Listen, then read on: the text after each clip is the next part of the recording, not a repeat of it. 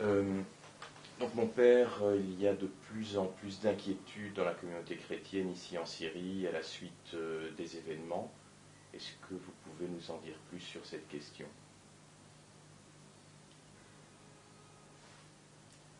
D'abord, je m'étonne que l'Occident s'inquiète sur le sort des chrétiens d'Orient. En Occident, nous savons que le christianisme a quasi disparu. D'autre part, la politique occidentale, depuis toujours, n'a jamais tenu compte de ce qui s'appelle religion. C'est les intérêts qui conduisent toujours l'Occident, et il y a de très grands chercheurs qui crient maintenant pour dire gare, où va le monde? L'Occident maintenant s'acharne sur le monde arabe pour deux grands motifs. Le premier, l'Occident est manifestement tenu en main par le sionisme international. C'est pas moi qui le dis, hein. C'est de grands chercheurs américains et européens qui le disent.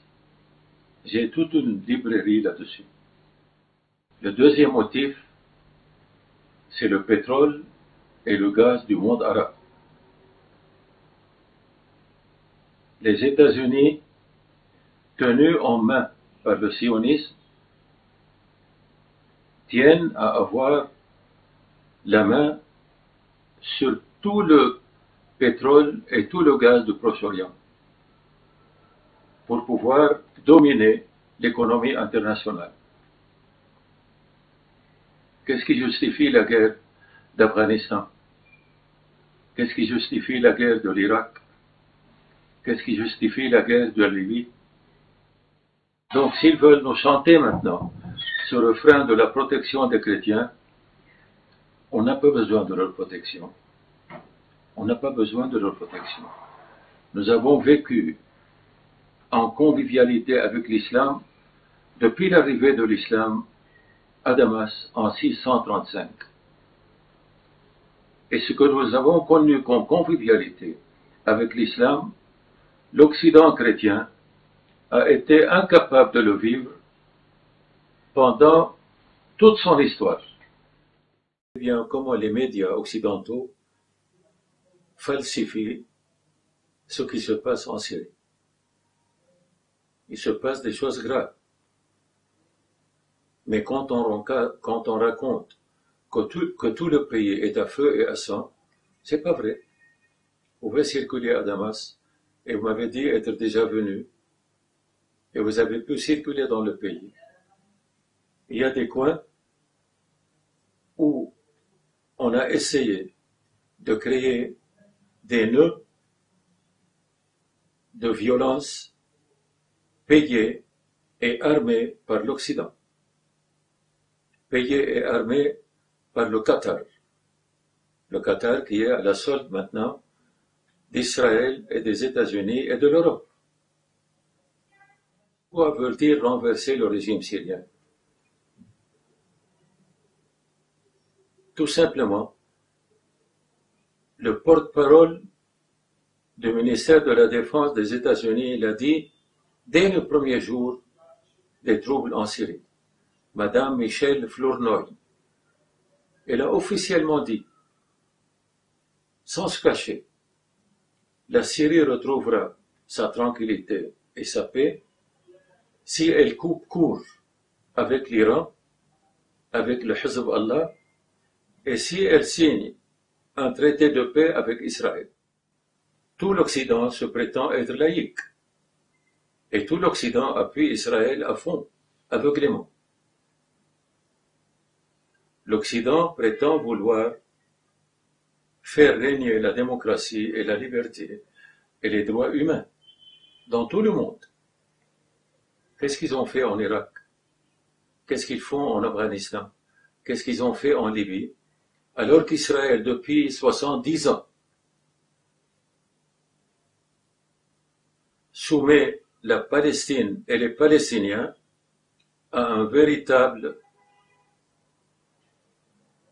génocide un véritable génocide. Et personne ne flanche. Pas un seul mot de reproche à Israël.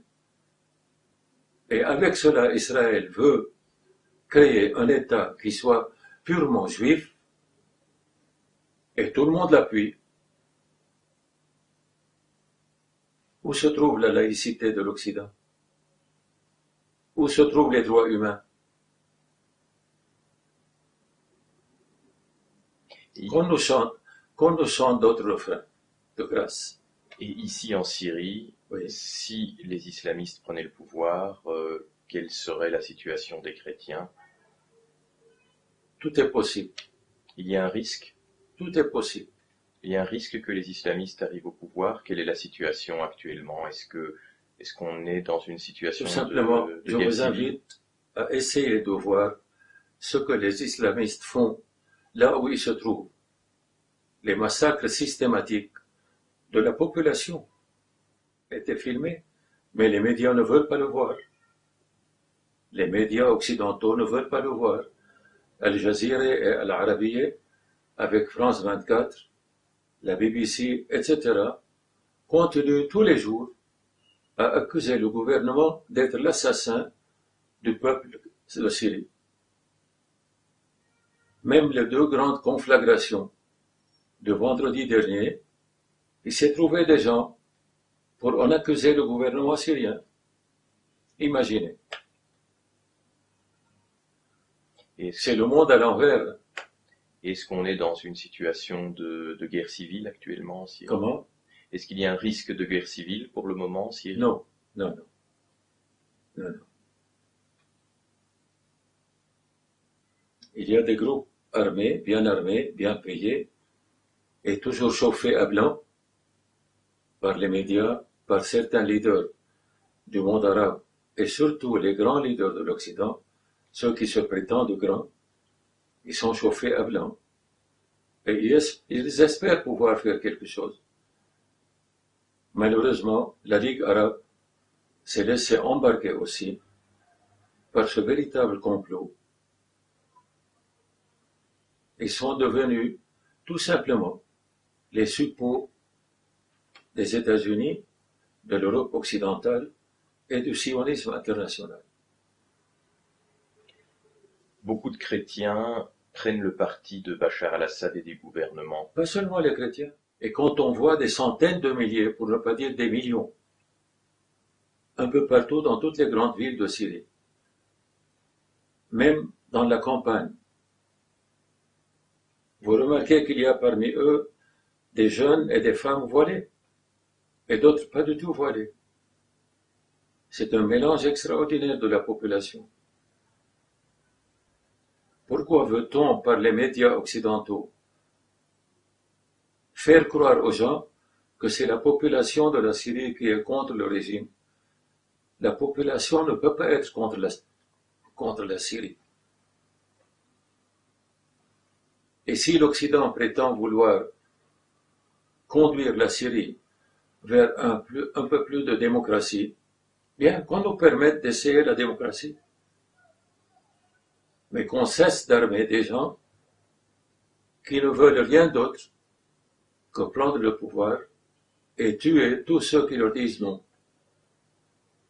Il n'y a pas un risque pour les chrétiens de Syrie qui prennent souvent la parole pour défendre Bachar al-Assad et le régime bassiste? Il n'y a pas un risque qu'ils soient assimilés à la dictature? Écoutez, s'il vous plaît, il n'est pas question de régime bassiste. Il n'est pas question de Bachar al-Assad. Il est question de la Syrie.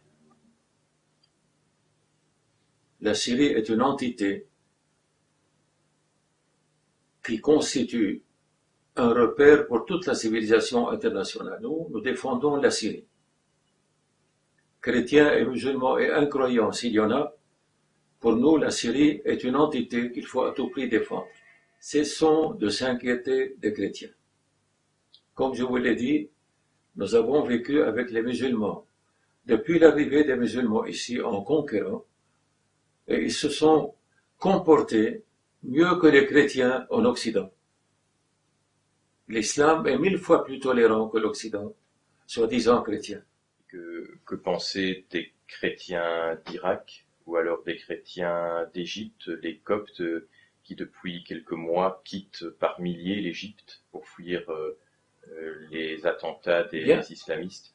je vous invite à relire ce qui s'est passé en Irak et à essayer d'étudier à fond les raisons profondes de cette hostilité entre musulmans en Égypte et Coptes. Ce n'est pas gratuit. Ça n'est pas gratuit. Ça rejoint ce que Kivonim avait dit, comme quoi il faut effriter le monde arabe. Le texte, vous le trouverez ici.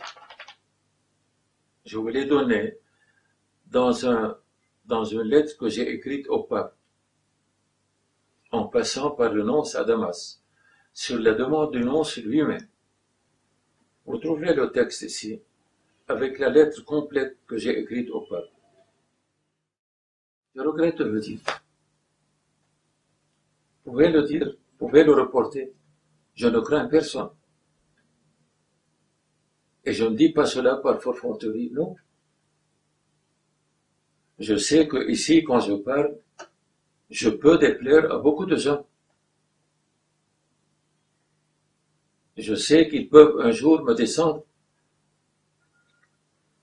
C'est ma conviction profonde. Qu'on regarde ce que fait Israël en Palestine, qu'on recherche les droits de l'homme en Palestine, qu'on proteste contre Israël, qui osera le faire? Qui osera le faire? À commencer par Obama.